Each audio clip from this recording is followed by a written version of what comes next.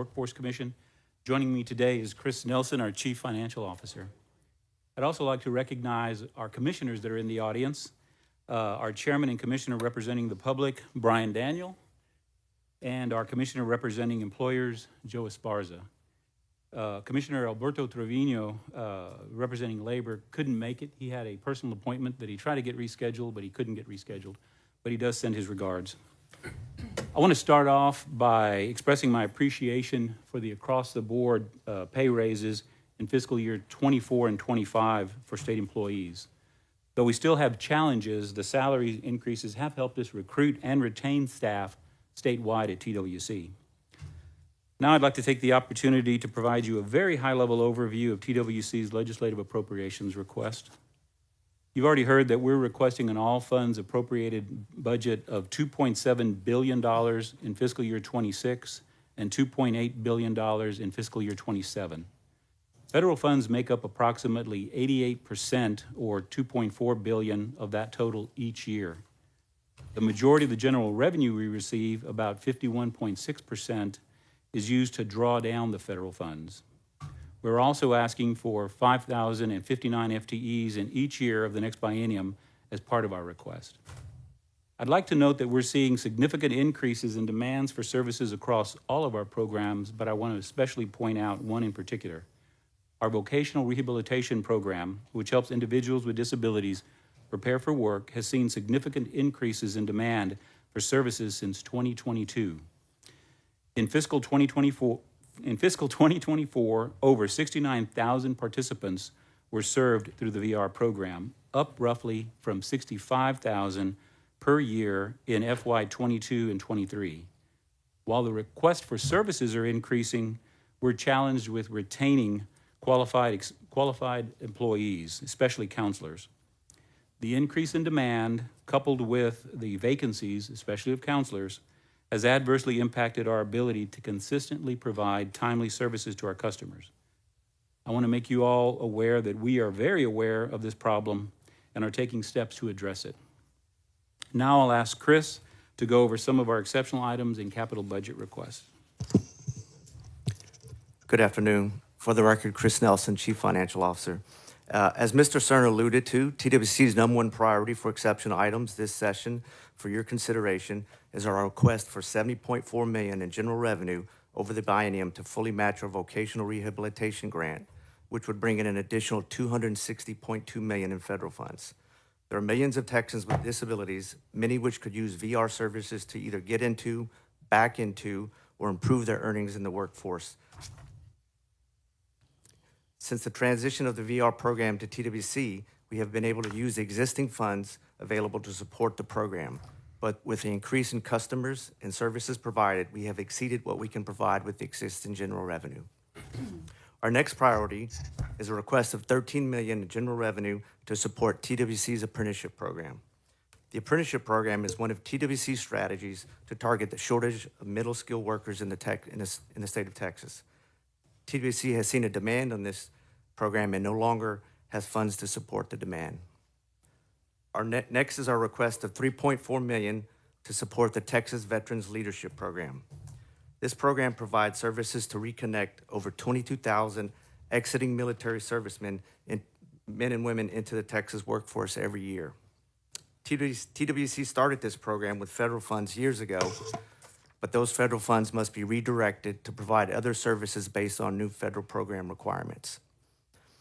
TWC is also requesting $1 million in general revenue each year to support the Texas Veterans Network, which provides a holistic approach to connect veterans to over 300 veteran-based community groups in the state.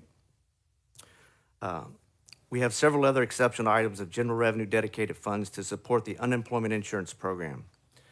As we have gotten further away from the effects of COVID-19, the federal funds provided to administer the unemployment insurance program have gone back to pre-COVID levels. However, the cost of doing business in the UI program has not gone back to pre-COVID levels, specifically with fraud detection, deterrence, and cybersecurity. COVID put the UI program on the map for sophisticated fraud and cybersecurity threats, and the available federal funds are no longer sufficient to keep up with these threats.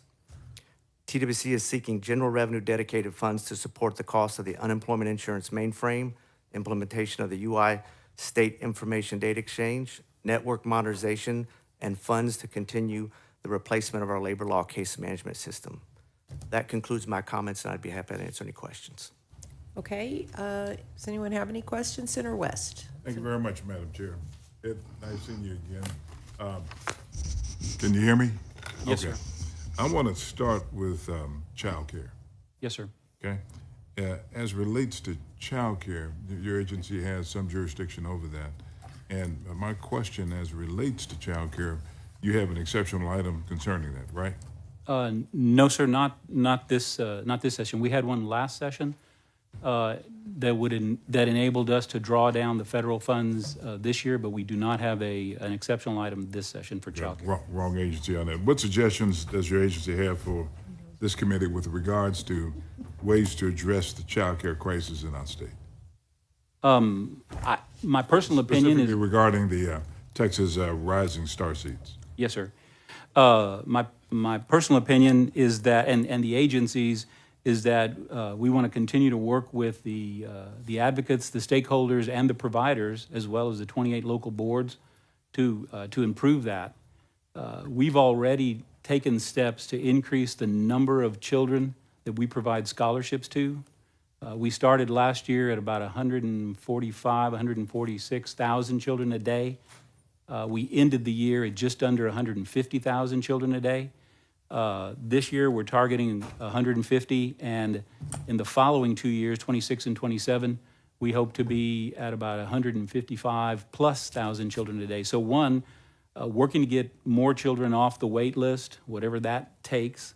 In some cases, it's providing assistance to the boards to help them support the child care providers. In other cases, it's listening to what they have to say and helping us formulate our program better to meet their needs.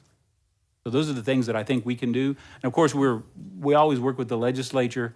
We did last session, the previous sessions, with the ideas that you all have with regard to how we can either expand support for the program as a whole or the industry as a whole.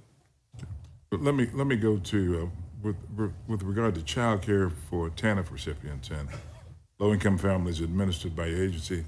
How do you handle grandparents caring for grandchildren who can't work for 40 hours due to restrictions on their Social Security? That's something that I'd probably have to get more information to you on some of those restrictions. A lot of times, the facilities that we support are licensed facilities, and having a relative take care of a child is a little bit different than a licensed facility. But I can draw specific information for you and for the committee and get a specific answer for that. I'd like to get that information. Yes, sir. As it relates to the apprenticeship program, I think you're on page 5 of your presentation under exceptional items. Yes, sir. You note that, frankly, you're looking for an additional $13 million in GR in order to ramp up that program. And the reason that you're doing that is because we have a lot of unmet demand by the employers of the state. And so what you're saying is if you had additional resources, we'd be able to train additional persons in order to meet the demand of employers in the state. Yes, sir. Okay? And so as relates to this particular item, is it a priority exceptional item for you, or how did you rank it? Or all of them about the same? It's ranked second, right under the vocational rehabilitation one. It's very important to us. We've seen a phenomenal growth in our apprenticeship programs. Last session, the legislature supported the agency with the enabling the industry recognized apprenticeship program, which is a state-funded program that doesn't have a lot of the requirements that the Department of Labor has, but we still work with the DOL registered apprenticeship programs. We've seen significant growth in the apprenticeship programs in general, going from just over 4,300 programs to last year about 9,800 programs. We've seen more employers interested in it. We've also seen the fields expand from the traditional construction and manufacturing, plumbing, and welding to aerospace, cybersecurity, and the medical field. So we're seeing an expansion in the types of programs, as well as the number of employers that want to enter into an apprenticeship, because it's a good way to get somebody trained. You get to test them out, and then the next thing you have is a qualified employee. And then it's also very beneficial to the individuals that are looking to advance themselves in their careers or doing something different. So for us, it's the second priority. It's that important to us. Okay, and so to participate in that apprenticeship program, you have to have a GED or graduate from high school?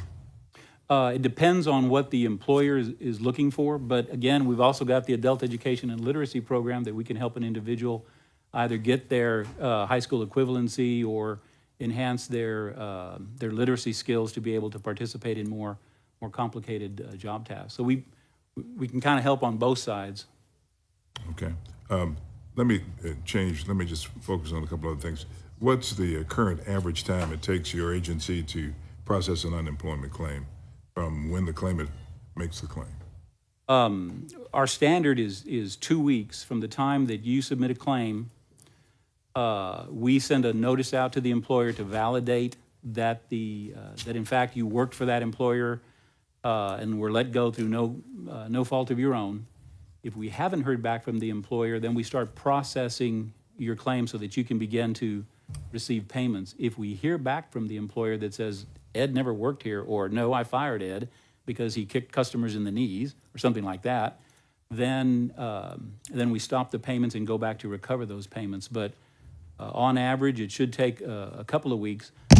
Now, the challenge, we've seen increases in customers, and that's one place as well. Though the state's economy is doing well and the unemployment rate is very low, we're still seeing solid numbers of people that are claiming unemployment. And the challenge is there's only 2 ways to file in Texas. You either call one of our 4 call centers or you do it online.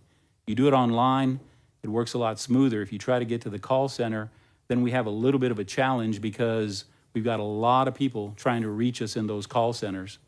For example, last month we had just under 800,000 people trying to reach and talk to one of our 600 customer service representatives. So in that case, it may take a little bit longer for you to get your claim filed if you're needing to do it on the phone. We're looking at ways to enhance that. But the actual time from when you get a claim perfected to when we start paying About 2 weeks. can be about 2 weeks. And then if we find a problem, then we stop that, get it cleared up. You can go through the appeals process. And then if everything's okay, we start the payments. If not, you shouldn't have ever been getting the payments. There were some issues concerning people filing fraudulent claims. I remember somebody filed with my name saying that I needed unemployment. Yes, sir. Twice, as I recall. Yeah, exactly. And not only myself, but other persons in Yes, the sir. legislature and just around. How are we doing in terms of making certain that we can deal with those types of fraudulent claims, and we've put in place mechanisms in order to reduce it? Yes, sir. I will tell you that we are doing very well when it comes to detecting and preventing fraud. In most cases, we identify the fraud and stop it before the first payment has gone out. Every now and then, a one payment will get out before we can validate that, in fact, it was fraudulent. We are seeing more, as Chris pointed out in his presentation, while we've seen us going back to pre-COVID levels on unemployment claims, we haven't seen that same thing happen with fraud. The fraudsters know we exist. On average, every year we pay out about $2 billion in unemployment insurance claims, plus or minus. So there's money to be had there. So every day we're getting attempts to defraud us, whether it's using artificial intelligence, whether it's just someone trying to, who's bought a whole bunch of identities off the black market. We're still encountering that. I'm pleased to say we're addressing it, but we continue to need tools and we continue to refine our methods for doing that. We're doing a lot of things in-house that help us stop it before it ever gets paid, and if it gets paid, help us identify it and stop the payments. Okay, my last question is unique to my senatorial district, more specifically as it relates to the Boys and Girls Club. Your agency administers some grants that, among other things, flow to the Boys and Girls Club in my district. We had an issue in 2024 when some of those organizations were calling my office because your agency was slow to pay them. The agency told us at that time that that's because the check writer for that grant contract was not bonded to a high enough amount. Has the agency rectified that problem? I'd have to find out what the problem was and how we've rectified it. But if we have, anytime we get problems brought to our attention, they become a priority for us. We resolve those problems, as you're aware, we've done in the past. Yes, you have. This one in particular, I'd like to get a little bit more information on it. I'll have Chris check to see if we had a problem. We like paying not only our bills, but our grant recipients on time because they have obligations as well. We want to make sure that they can meet their obligations. And whatever additional information you need from us, we'll make sure we provide it to you. Yes, sir. I'll reach out to your office to get all of that. Thank you. Thank you, Madam Chair. Thank you. Okay, Senator Nichols. Thank you, Madam Chairman.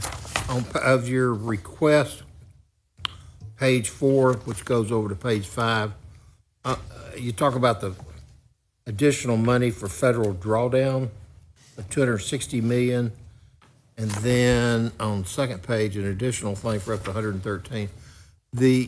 And I think one of the things you know we get concerned about is ongoing, setting up projects that are ongoing. So what kind of projects would this be? Is this training, or what is this?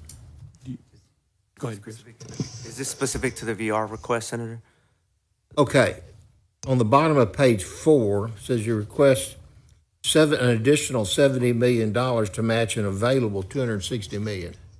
Yes, sir. That's with regard to the vocational rehabilitation program. That would allow us to continue to provide support services, what I'm going to call support services or services to our vocational rehabilitation customers. It's not training. It is ongoing support for different individuals. So if someone has a disability of some type, they meet with a counselor. The counselor determines or creates a personal plan, and then we execute on that personal plan. What that money will do will allow us to draw down federal dollars so we can continue to do that. Without those funds, we'll run out of money, and we'll have to stop those services until the next fiscal year kicks in. Are those services to help them find a job? Yes, sir. Yeah, with the vocational rehabilitation services at TWC, our counselors, when they meet with someone, have to determine whether they are employable at the end of the time that we assist them. If they are, then we assist them. If we determine that they are not employable, then we direct them to Health and Human Services or other sources, but we can't assist them. So all of our vocational rehabilitation work is to get people either through school to get a job or through a certification to get a job or to just get a job. And these are all types of disabilities, both physical as well as emotional or mental disabilities. Okay, and this spills over into the second, page 5. It said, in addition to this request, we're asking for another $30 million, which can draw down another $113. Yes, sir. What is that? We'll let Chris try to find it, but for everything for vocational rehabilitation, it is our ability to draw down all the available federal funds for that particular program so that we can continue to serve those customers. Well, drawing down federal money is one thing. I'm trying to understand how can we put this in place for a 2-year period of time and not expect it to occur the following 2 years? Well, part of it, I believe, is in the past, the program has not spent all of its federal dollars. So we've had to turn dollars back. So when we submitted our legislative appropriations request, it wasn't in the base. It wasn't in our base. If we could have, we would have just included it in our base and said, this is money that's ongoing to draw down every federal dollar that's available to us for that program. And what we do with those dollars is to provide not training, but services. It could be equipment. It could be, go ahead, sir. Well, I don't understand the difference between the first drawdown and the second drawdown. Is the second one a different group or a different type of program? It shouldn't be a different type of program. It should be the same program. The first that we were describing was a supplemental to get us through the rest of this fiscal year. And I think our second request, the exceptional item, was into the next biennium. If we're going to spend, because you're talking about the first one, you're talking about 70 plus 260 is $330 million over a 2-year period. It takes you'd have to hire a lot of people to do that. We actually need more people in order to do that. The cost for providing services is increasing, not that much, but the cost. You're talking about, that's a lot of people. How many people are you talking about doing that? Our vocational rehabilitation division is our largest at about just under 1,400 people, 1,600 FTEs, but 1,400 people statewide. It's not. I don't mean to be negative, but it's not people just sitting in an office working on stuff. These are trained certified. Kind of where I'm thinking is you either get it or you don't. If you get it, then you'll use it for that, which takes a lot of people. And if you don't get it, you had a bunch of people there. Yes, sir. I mean, you're going to have to hire a bunch of people to do it, or you're going to have to let a lot of people go if we don't? Well, the Or services, is the number of people the same either way? the number of people will be the same either way. The difference is the number of customers that we're serving. Right now, a lot of times, and you may hear this later in public testimony, or if not, you will at some point. Our counselors normally carry a caseload of about 60 individuals that they work with. Because of the vacancy rate, we're carrying a lot of them are carrying a caseload that is 100 to 120 cases. So it takes longer for people to get through. And we still have people who haven't contacted us, who are waiting to contact us that we haven't contacted. These funds would go to ensure that we can provide those people that we haven't started serving yet services. All right. Let me just tell you, I don't have it. I mean, mentally, I don't Yes, sir, I quite understand. get it, but I don't want to waste everybody's time on it. Put some thought in it and try to show me on paper or something so you can come by the office and Yes, sir. talk about Absolutely. it, talk to my staff. I'd be glad to do that. 'Cause And- I'd like to really understand it better, and I just don't have it here. Yes, sir. I understand I'm kind of completely. slow on things. We'll not at all, sir. We'll put something together for you, and then I'll also, if the chair's good with it, I'll share it with the committee so that everybody can have the Please same do. Oh, thing. sure. On the next one, which is on page 5, the apprenticeship program that Senator West was talking about, I remember discussions on that from last session, maybe the session before. Yeah, I love apprenticeship programs if there's skilled training going on. There is. And, I had a tool and die shop, and we always had apprenticeship. We're trying to teach people how to do tool and die work. And it never occurred to me the state might actually help pay for some of my employees in that program. But it's a skilled job, and there's other skilled jobs, and you rattled some off. Yes, sir. A lot of the jobs in construction, well, engineering, not engineering, but electrical, plumbing, and there's a whole ton of other skilled areas. Do these all go to skilled things? Yes, You don't want sir. somebody just working labor in an airplane factory saying they're learning the aviation business. Yes, sir. Because they're not. I understand. No, sir. These are all apprenticeship programs that go to skilled positions. When I mentioned manufacturing, construction, it wasn't and I don't mean this negatively, but it wasn't the day labor. It was the pipe fitters, the electricians, the plumbers, those kinds of things. And this goes as a supplement to the pay to the employer? The funding that we provide goes to the individual that is providing the training. So the employee is working a portion of the time and then in training a portion of the time. There's a trainer, whether that trainer is provided by the employer or provided by a community college or something like that. our funding goes to support that training piece. Of course. Okay. All right, so you might gather some of that as well Okay. You want me to? when we talk. Yes, sir. All right, We have that. thank you, Madam Chairman. 9 o'clock. I'm sorry. Okay, Senator Hinojosa? Thank you, Madam Chair. You know, for a while, we've been working trying to create a seamless educational infrastructure to train our workers to have the skills that our business community needs. We have struggled for many years in that there were so many job openings, but at the same time, they didn't have the skilled labor. So I know the Workforce Commission and the Higher Education Coordinating Board and our public education schools, TEA, are working together to try to bring all those resources together. How is that working out? I think it's working very well.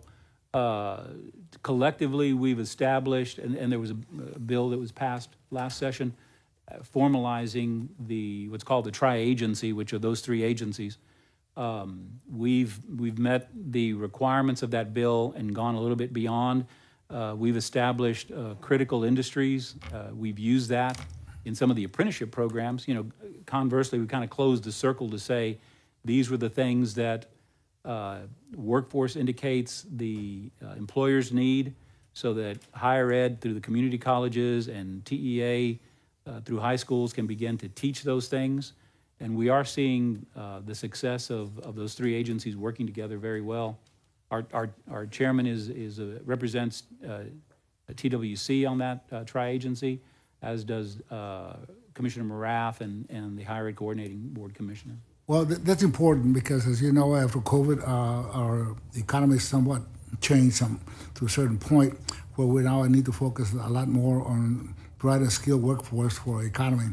But one more question, and that deals with exceptional item number 1 on page 4. Vocational rehabilitation general revenue for federal match. Says TWC does not have enough non-federal funds to fully match the growth in this federal grant. When you say not enough, so means do you have some already, or? Yes, sir. Yes, sir. There are funds in our base budget to draw down federal dollars, but not all the federal dollars that are available to Texas for that program. This exceptional item would allow us to draw down every dollar that's available to Texas for the vocational rehabilitation program. How much do we have now? Do you know how much? We get around 55 million in GR, and that pulls in 200 million or so in federal funds. But you don't have anything left for this biennium, do you? Sure. Okay. Thank you, Madam Chair. Thank you. Thank you. Okay, that's all the questions we have, so we're going to move on now. Thank you for being here, gentlemen.